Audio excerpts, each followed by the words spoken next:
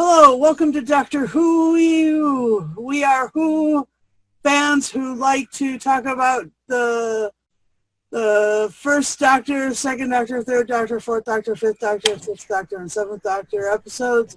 And Harry is replete with nearly the entire book collection.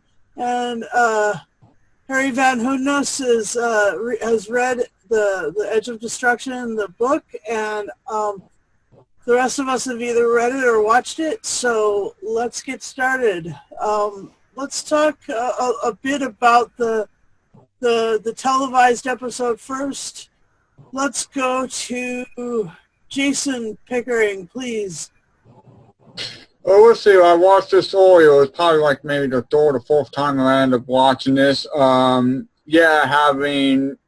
I guess in a way, a bit of a mind game situation here with being strangled or having someone point a knife at you with Susan, how crazy she got, and just Ian just strangling the doctor and going back of strangling Barbara. It's like so a bit confusing in a way, but then I guess there was more understanding how I guess it was all mostly the TARDIS trying to, I guess, the whole fact that the sun, the birth of the sun, I guess they went way far back in time, how that was being explained. So yeah, quite a bit of an interesting story. It was great to see the whole TARDIS inside of it. Just only seeing the characters, just only Barbara, Ian, Susan, just the characters based on them, which I just find that pretty interesting. Thanks. How about you, Tim Wells? How did you find Edge of Destruction? It's an interesting story. It was born of necessity, actually, because at the time they only had 13 episodes. They'd been given an order for 13 episodes. They had a 4-part story and then a 7-part story, and they weren't even sure if they were going to be able to continue because the BBC was upset, the various departments, because they spent too much money on the TARDIS set, and it was Lambert's intention to have it amortized throughout the cost of a much longer series. And they misunderstood. It was a lot of misunderstandings. They weren't even sure if they were going to get another order of episodes after the initial 13. So David Whitaker, who was the script editor, was tasked with coming up with a 2-part episode that had no actors in it, or no other sets than the TARDIS itself. And he came up with a very good story. I mean, you give the 4 leads a chance to act their asses off. They all do a really good job. It's a very atmospheric, scary story, even though it only takes place in a few rooms. Everybody's out of character for a little bit. You have that great scene at the end with Barbara. How dare you? It was a lot of fun. It's a great 2-part episode, and it's amazing how good it is considering the conditions it was made. Cool. How about you, Philip? What do you think? What do I think? This is why I like old Doctor Who, because they know how to act their socks off. As Tim says, the actors in this piece do act their socks off to a great degree. There's one notable thing about the TARDIS set. That it was said whenever they put it up, it didn't leave room for any other sort of like sets to be put up to act on, because the TARDIS set was too large. I also found that this story taught me that the TARDIS, although can be quite a scary place to be, because you don't really know how its mind works, but at the same time, it's there to save you and keep you safe. So it is a good story, and like I said, the TARDIS is an unknown quantity, but it does have its heart in the right place. It's an excellent story. And Matt, what do you think? I really quite enjoyed this. I only watched it about 2 years ago when I started getting into Doctor Who more, when I started looking into the older series, and it was nice to revisit it. It's very claustrophobic. The actors all do very, very well in it.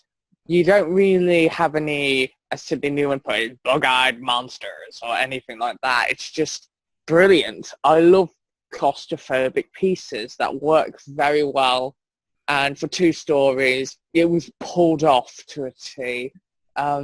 It just carried on from the end where it began from the first story, and this would carry on over to the Daleks. I really enjoyed how everybody in there were not being the normal standard. Susan was actually not like Susan. She felt like she was a different character at times. Caroline Ford really pulled off it, as did William Russell.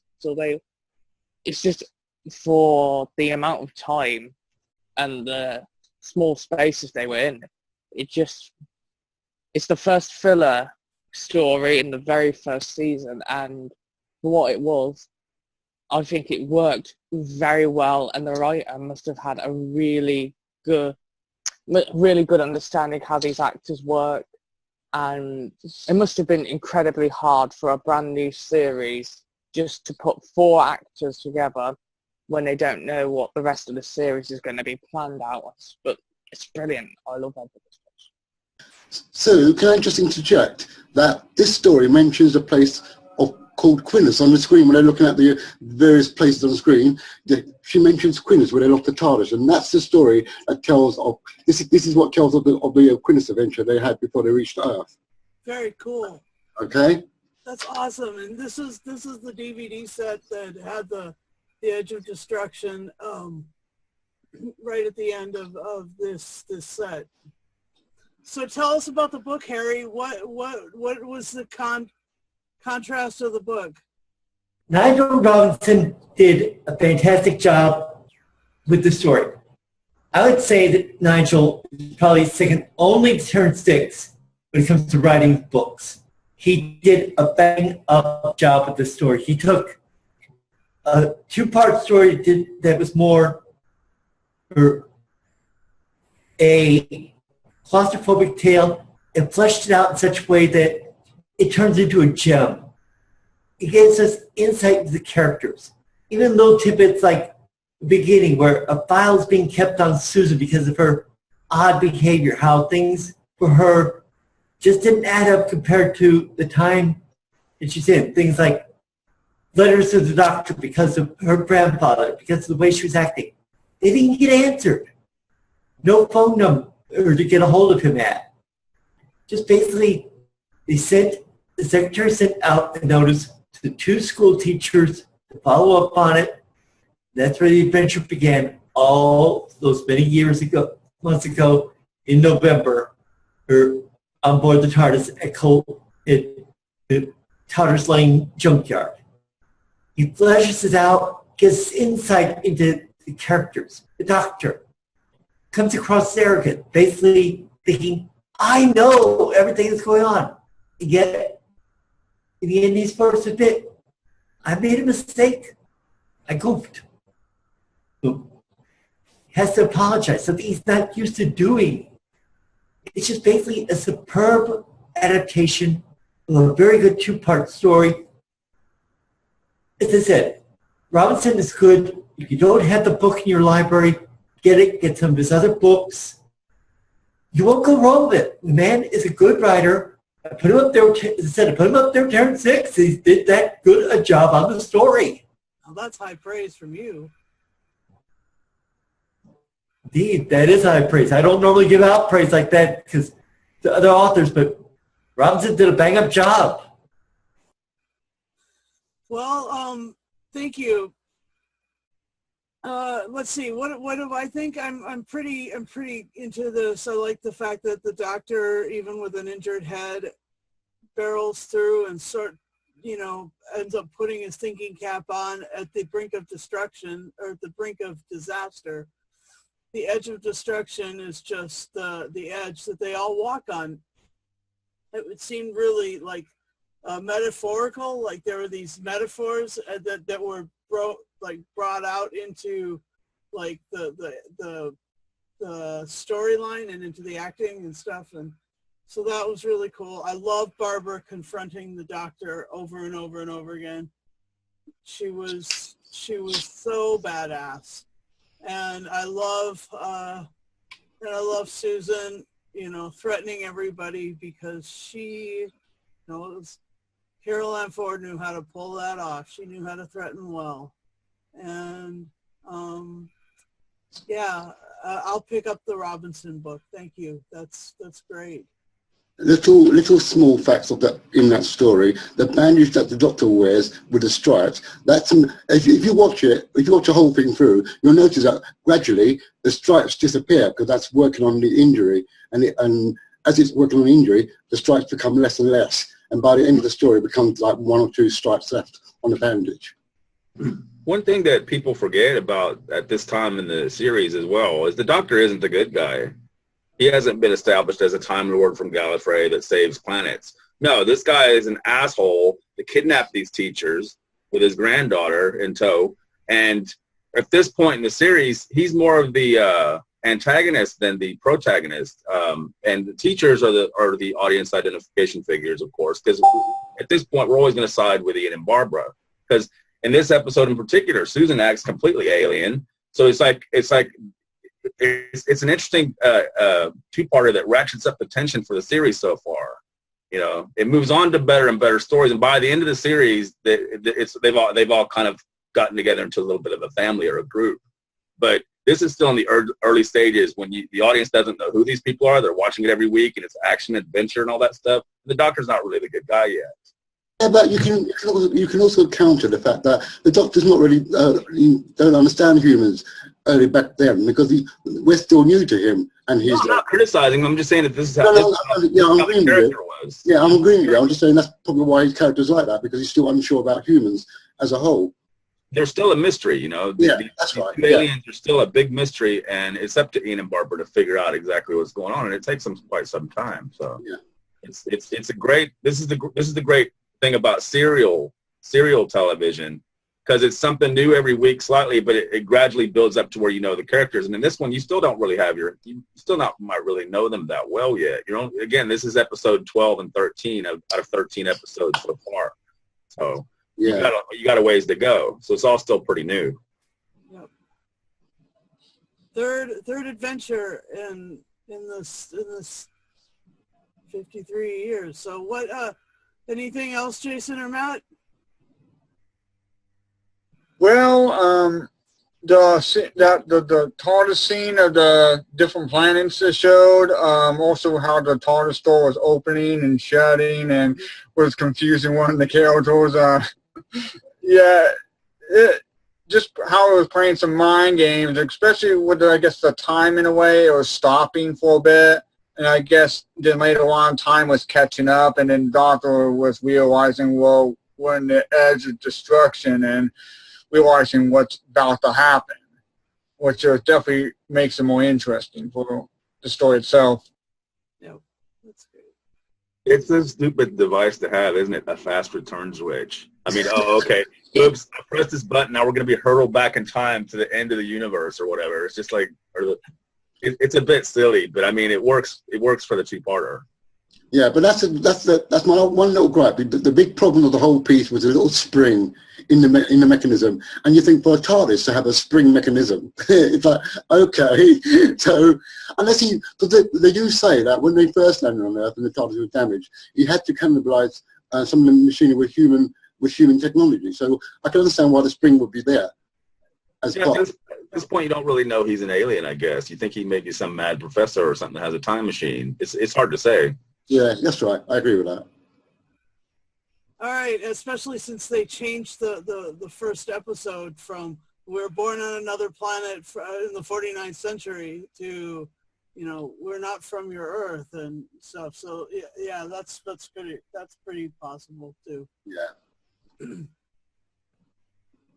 Anything else, Harry? All I gotta say is it's a superb two-part story. If you get a chance to get the DVD, do so. There's a lot of good information on there. Or get the book though, because as good as the DVD is, the books fill in a lot of gaps, give you extra insight into characters that you normally don't get from TV. That's why I always say, get a chance while you enjoy the TV, see stuff you see on TV. Get the book because you never know what little tidbits you're going to pick up from reading the book. I think the only other time that the TARDIS got into that sort of danger was Castrovalva when it was pushed back towards Event 1. That's where, yeah, and that's where the TARDIS was once again in danger. So this will be the first time that happened, and the second time in Castor Hour. Yep. That's good. Yes, Matt? Oh, hello. I was quite afraid of Susan in this one. I was like, don't give her a knife. It just really, really freaked me out seeing her in such a different way in this one. And it's a shame that after this story, Carol Ann just became known as the Screamer Girl and she just kept tripping over. It's a shame that they could have developed on her more than that. But yeah, I love it. I just love it. Just the spring, as you said, was a bit of a flimsy letdown, but hey ho, they were working what they were with. They were working with what they were given. It's not like they could have brought out a pogo stick and said that's what was causing the TARDIS to do it. Hey, I'm sorry. I was shopping for some elderly people and I forgot to be on the podcast. I did enjoy The Edge of Destruction as one of the Hartnell episodes that I enjoy. It is claustrophobic because they're all in the TARDIS. They're all acting in a peculiar way. They're all fighting. They're all arguing. Eventually they discover the reason why, and they all get back together. But it is a very enjoyable episode. And I also enjoyed it for the characters being out of their range, in the negative range, and for 1964 and 1965, it's very advanced and a little creepy. So that's my review of The Edge of Destruction, just trying to keep it very short. Thanks, bye. All right, we'll come back next time when we're going to do, we're going to either watch the telesnaps or the recons or whatever of Marco Polo, because we're going to go up to Cathay and we're going to read the book and get there. So thanks for joining us. We're Whoooeeeooo, and we'd like you to like and subscribe and comment. Just tell us what you like about Susan, Barbara, Ian, and our antagonistic doctor at this point. So thanks for watching. Bye. Goodbye.